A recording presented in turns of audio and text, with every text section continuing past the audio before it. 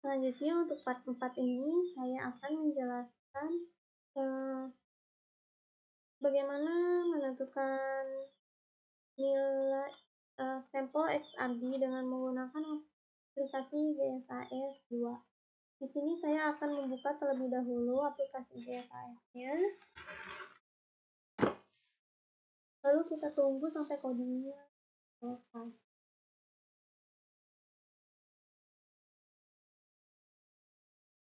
Nah, setelah terbuka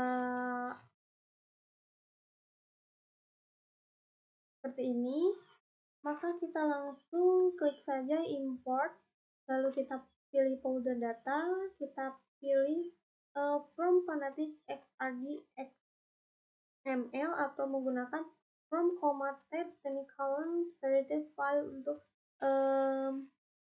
aplikasi untuk file XY-nya. Di sini saya menggunakan itu karena saya akan memasukkan nilai yang file berupa XY-nya. Nah, kita buka terlebih dahulu, lalu open, lalu yes, lalu cancel. Lalu kita pilih default for Chuka lab data. Lalu OK. Maka dihasilkan grafik seperti ini. Nah, grafik seperti ini.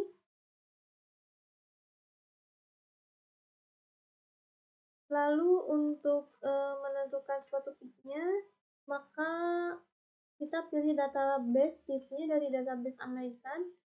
Kita langsung, karena saya sudah mendownload shift-nya, maka langsung saja mengklik import. Kita langsung klik import, lalu kita pilih paste, lalu kita pilih from zip file, lalu kita gunakan yang ini, lalu open, lalu yes, lalu OK.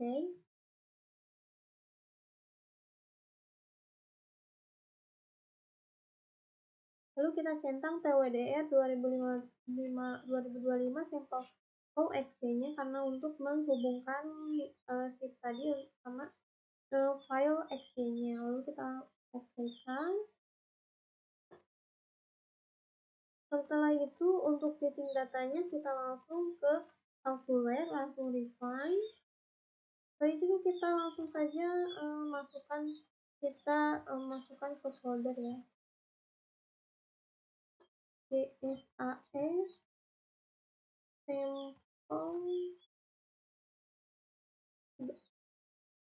to open,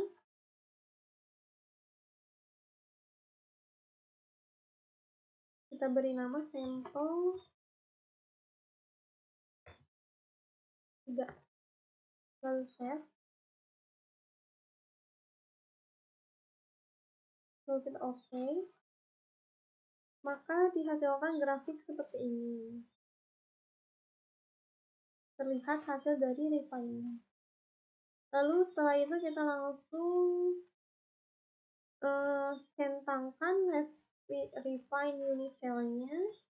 Setelah itu refine-kan lagi ke calculate, refine, lalu OK. Setelah itu langsung masuk ke sampel parameter, lalu centang sampel displacement, lalu calculate, refine lagi, lalu OK.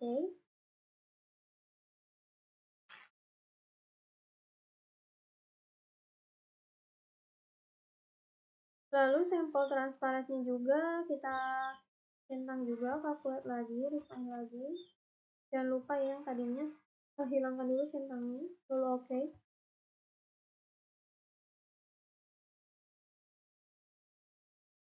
Setelah itu kita langsung masuk ke instrumen parameter. Masuk lagi ke instrumen parameter.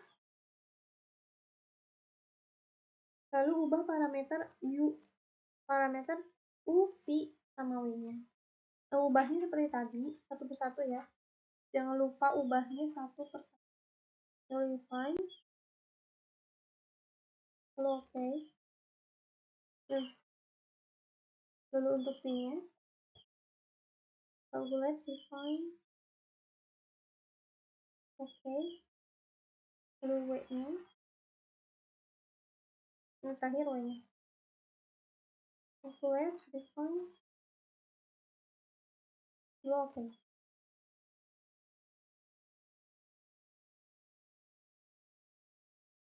Setelah itu kita langsung klik saja fase CDO-nya di bawah ini.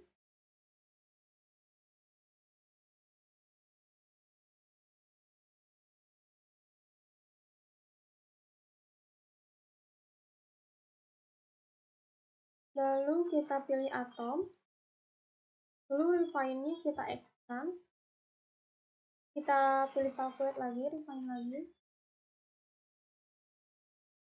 Lalu oke. Lalu ini juga yang ini bawahnya expand lagi. Calculate, refine. Lalu oke. Lalu kita masuk lagi ke instrumen parameter. Untuk X dan Y-nya kita centang lagi. Sampai calculate, refine. Lalu oke.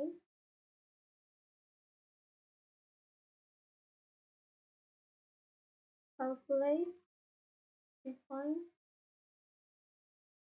Lalu oke.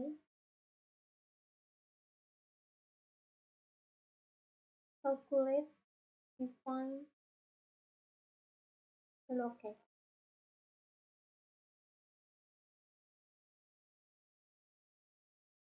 Nah, maka dihasilkan nilai PWDR-nya, fasanya sama instrumen sesuai berdasarkan nilai ukuran kristalnya.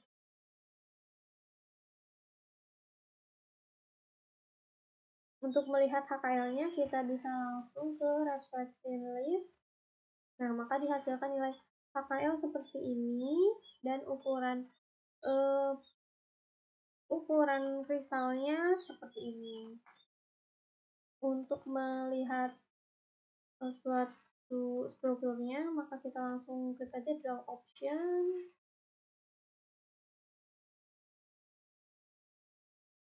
Nah, maka dihasilkan gambar struktur seperti ini. Kita bisa membandingkan nilai HKL-nya dengan nilai yang aplikasi yang Visual Studio Code tadi. Kita lihat ya.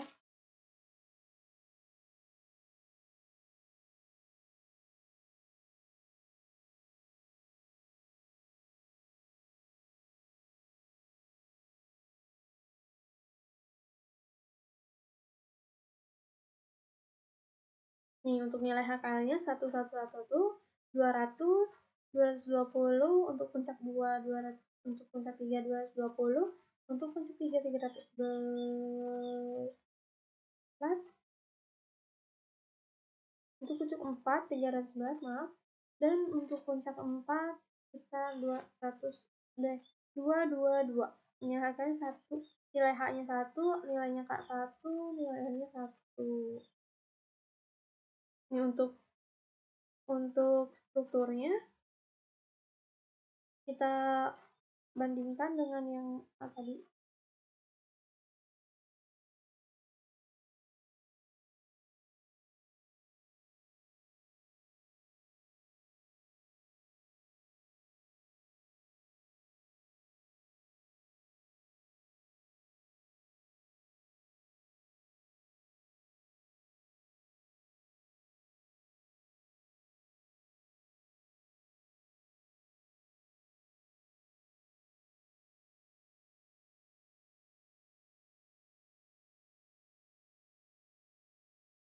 Nah,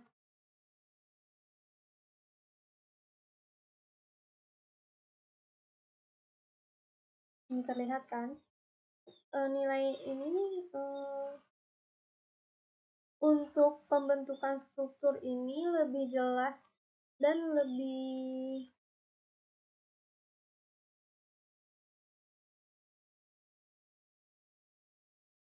Di sini pada struktur GSIS ini bisa diputar-putar seperti ini dan lebih jelas gitu hasil strukturnya dibandingkan dengan menggunakan Visual Studio Code. Namun eh, kan untuk aplikasi Visual Studio Code ini hanya terlihat gambar seperti ini, namun pada GSIS kita bisa melihat tiga dimensinya dan kita bisa memutar-mutar si strukturnya. Untuk